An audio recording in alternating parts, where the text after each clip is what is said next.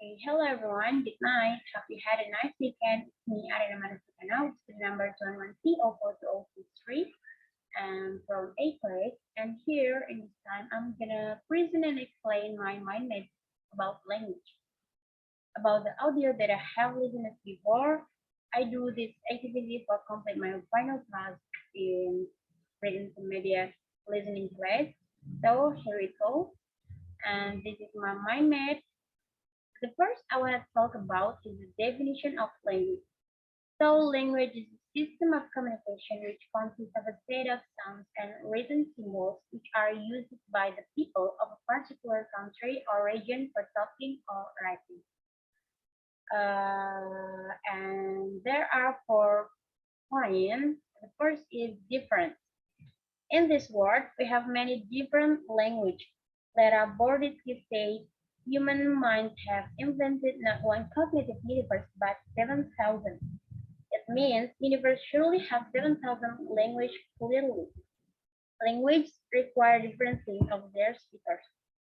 Does this mean that the speakers think differently about the word?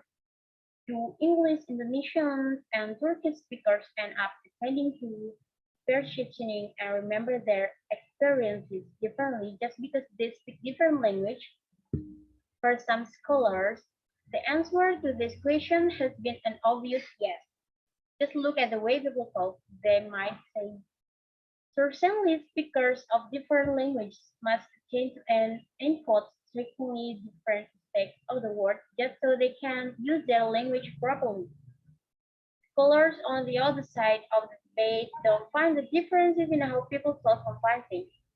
All our linguistic utterances are sparse, encoding only a small part of the information we have available. This is because English speakers don't include the same information in their verbs that Russian and Turkish speakers do. Doesn't mean that English speakers aren't paying attention to the same thing. All it means is that they are not talking about them. It's possible that everyone thinks the same way, notice is the same thing but just talk differently. The example is a small Aboriginal community on the western edge of Cape York in northern Australia. Instead of words like right, left, forward, and back, which is commonly used in English, define space relative to an observer. The Cook Tyrrell, like many other Aboriginal groups, use cardinal direction terms north, south, east, and west to define space. This is done adult cows, which means you have to say things like there is an ant on your southeast leg, or move the cup to the north northwest a little bit. One obvious consequence of speaking such a language is that you have to stay oriented at all times, or else you cannot speak properly. The normal greeting in Cook Tyrrell is where are you going? And the answer should be something like south southeast in the middle distance. If you don't know which way you're facing, you can even get past hello. And the second point is important. The second point is the importance of language. So I say that because yet if you lose or are born without your sight or hearing, you can still have a wonderfully rich social existence. But what would your life be like if you had never learned a language? If you lose or are born without your sight or hearing, you can still have a wonderfully rich social existence. You can have friends, you can get an education, you can hold a job, you can start a family. But what would your life be like if you had never learned the language? Could you still have friends, get an education, hold a job, start a family? Language is so fundamental to our experience, so deeply part of being human, that it's hard to imagine life without it. That's why I think that language is very, very important to our life.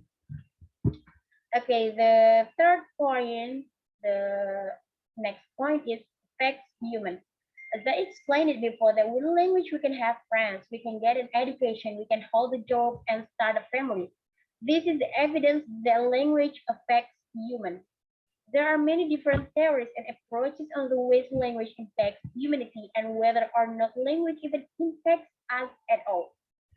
Thousands of experiments and means of research have been conducted over the years to define and answer all the questions about language. There is no denying that language affects human because it is the impetus of our thought process and the way we think. Interaction among our society proves that language is more complex than a simple means of communication. Language shapes us, and language is set up for open-minded deliberation. Worded keys work not only addresses the topic but also provides concrete information that supports the argument. And the last point is language shapes our mind or our thought. Okay, so I have a question. And do the language we speak shape the way we see the world, the way we think, and the way we live our life? How language spa- how language shapes our mind? Language shapes us in a plethora of ways that vary all around the world, from person to person. There are different methods of cognition due to the different way humans communicate. This conjecture stems from the idea that language requires different things of the people who speak it. People who speak different language focus on different things, depending on the word or sentence structure available to them. It influences our thought process and our feelings. The influence is how language can shape our way to think in our mind. The influence is how language can shape our way to think or our mind. So this listening material is useful for me for increase my knowledge about the language and also a lot of knowledge that I can take from this material. I think enough for today in this video. I hope you guys can take lessons and can learning about language from my video. Thank you. Bye.